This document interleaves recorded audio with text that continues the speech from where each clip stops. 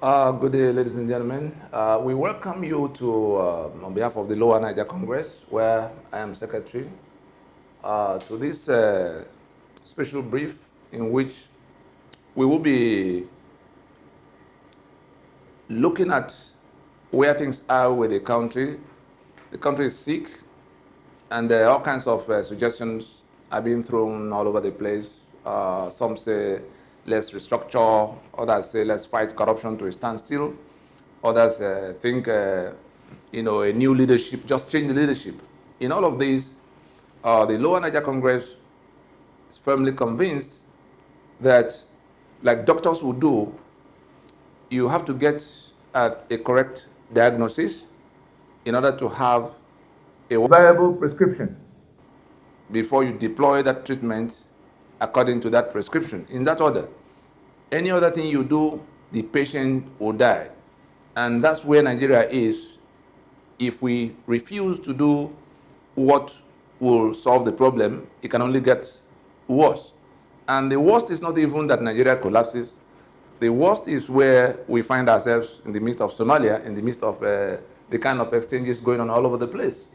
And of course, nobody needs to be told that across the land there's mass poverty, there's ethnic cleansing we hear about, there's gross insecurity, decayed infrastructure, corruption, impunity, there's no rule of law anywhere, and massive unemployment.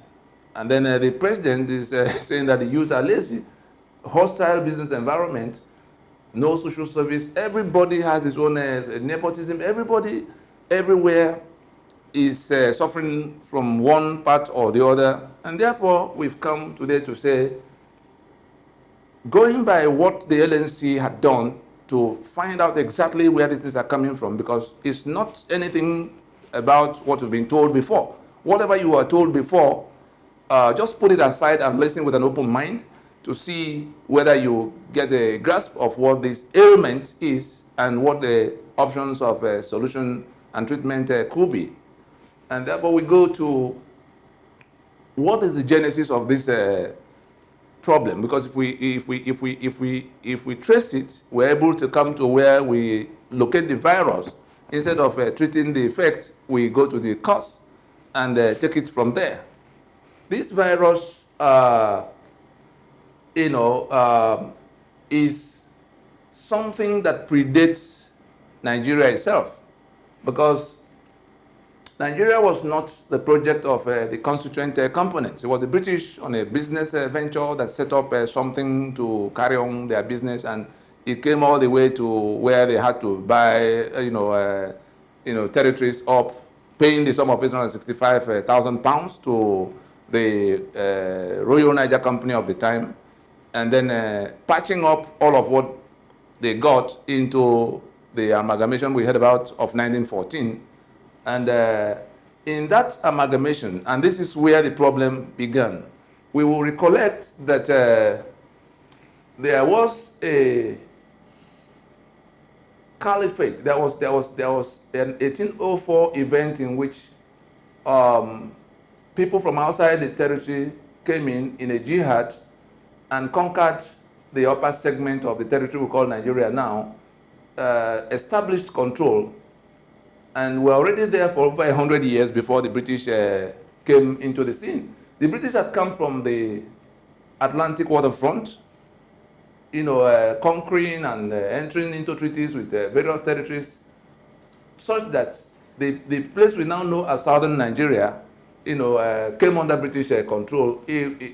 By the time they got into the Middle Belt area, they now had to contend with the caliphate that was coming down south. They were at the Lorry and the Benue Belt at the time. Somehow they found common ground, and that common ground they found was what became the joint venture that we now call Nigeria.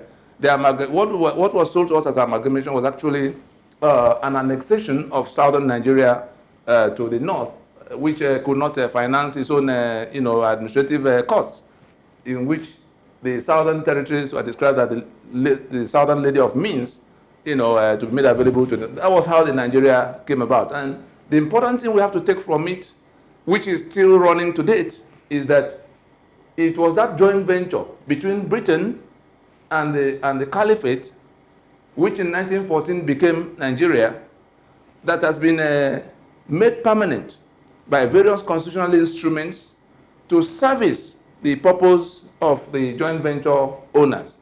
The caliphate came here in search of what to grab from the owners of the land. The British came here in search of what to grab. And like two robbery gangs that have to, join forces against the same target. The Nigeria was that target to to capture the territory and its people, and begin to take whatever they can take. As I speak with you this day, inside 2018, that joint venture takes home a daily 3 million barrels of crude oil from one corner. All of what they take from Lagos ports, the taxes, and all of everything that is the treasury of Nigeria belongs to that joint venture that operates in the name Nigeria. But how does that connect with the rest of people who are struggling with one aspect or the other? All of us struggling, many do not know that it is that joint venture that produced the instruments that define the relationships. And that instrument is called the Constitution. And there's a layer to this. The British Empire, the British Crown, and the government of Britain is at the apex of that pyramid.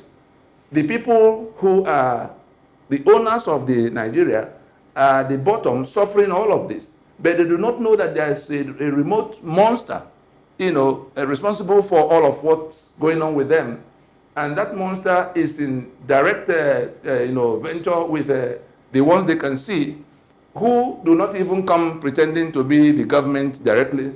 There's a constitution they have put in place, which, like the South African apartheid constitution, is a master servant instrument. We did not make it, and all of what we suffer, whether it is corruption or mass poverty or decay infrastructure or mediocrity, everything, impunity, everything is embedded in this instrument.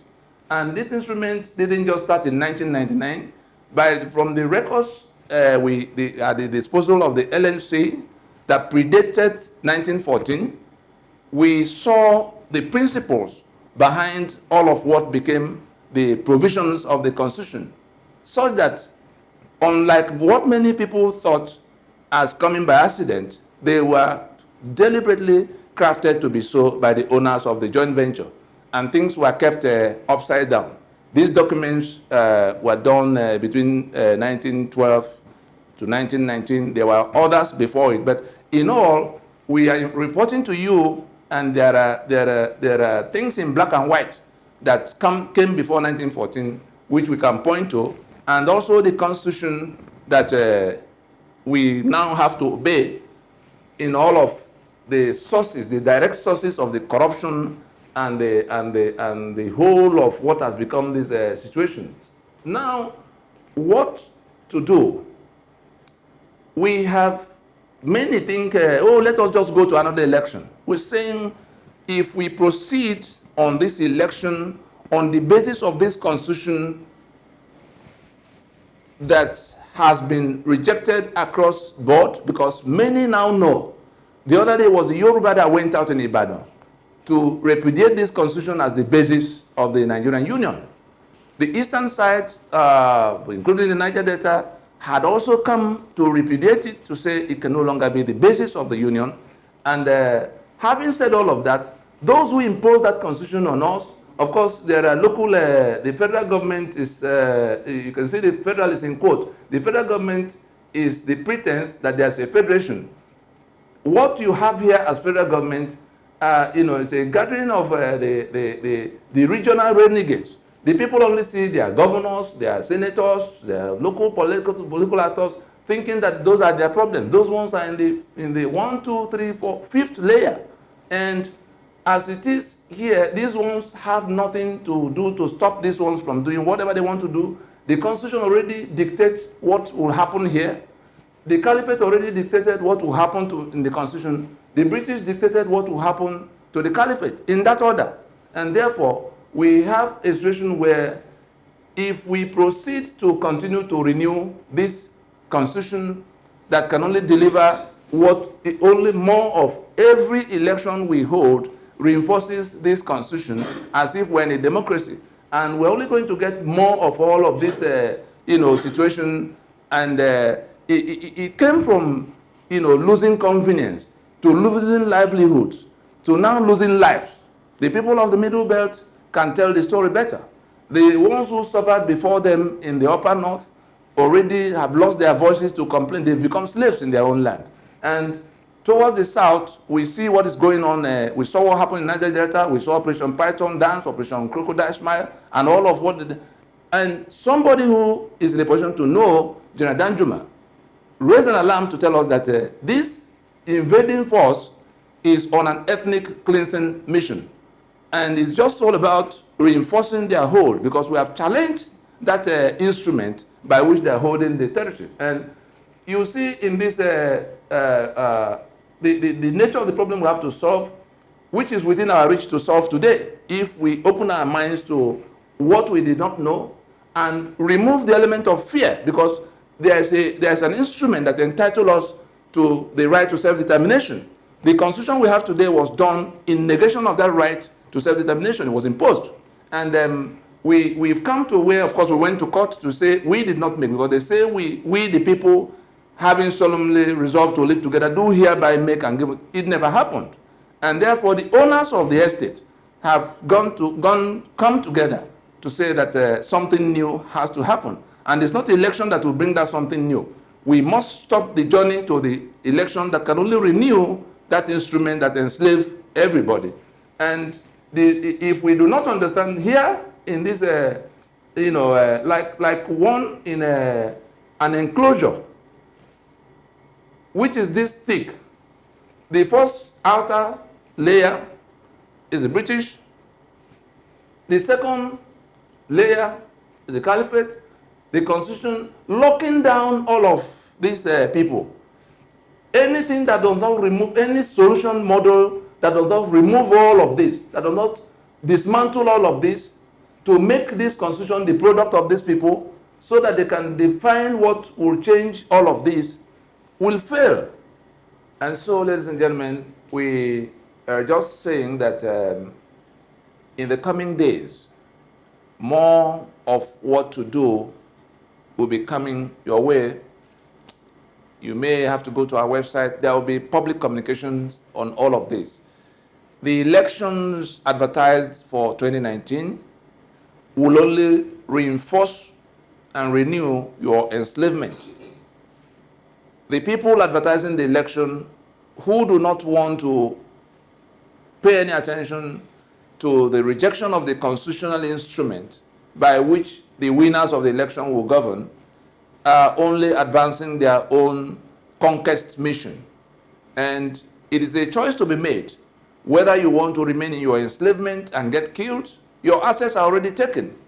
The Constitution has 68 items on the exclusive list that not only seize your assets, but also take away your right to work those assets. You can no longer do electricity for yourself. You can no longer do your ports or railway. And the monies that should have been for the citizen are, sequestered by that contrivance of arrangement that we now call Constitution, which we did not make. And therefore, except the definition of democracy will change. If it is still government of the people, by the people, for the people, it is like the foundation, the vertical columns, and the roof of a building.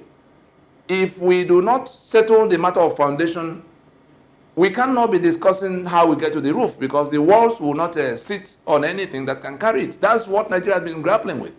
And therefore, we must now come back to addressing that foundational issue, especially when it has come to a clash of civilizations in which one side owes it a duty of faith to kill the other. And we are saying, let us sit down and discuss. We had an agreement before we went into independence as one country. That agreement was toppled in 1966. And now it has been replaced by imposition. And people are saying, let us discuss so that we can be in one project. Others say, no, it can no longer be so. It's become non-negotiable and all of that.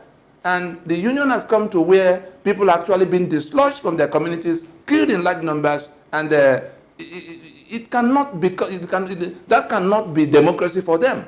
Like, it wasn't South African, under the apartheid constitution, was not democracy for the blacks of South Africa.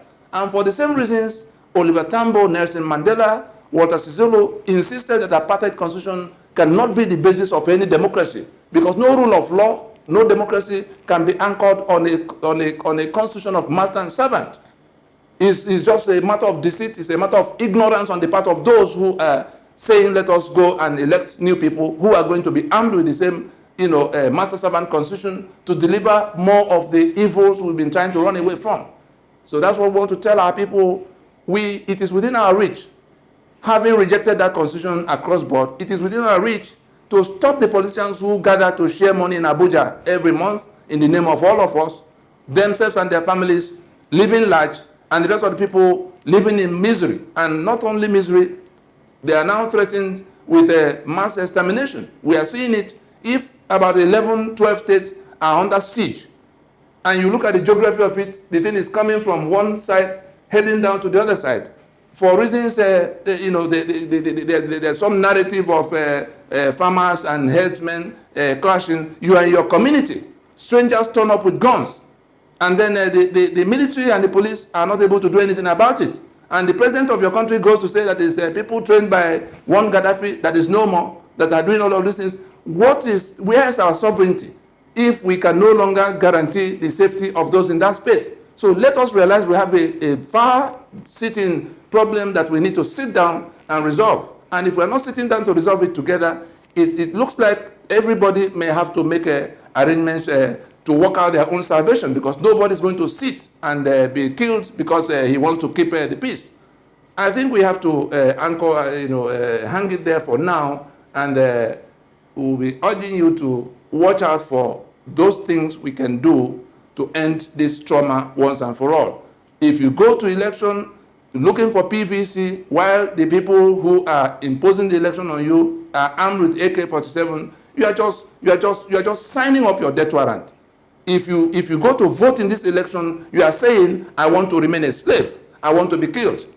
If you want it to be otherwise, just watch out in the coming days so that we can act together to end this, our enslavement. Thank you very much.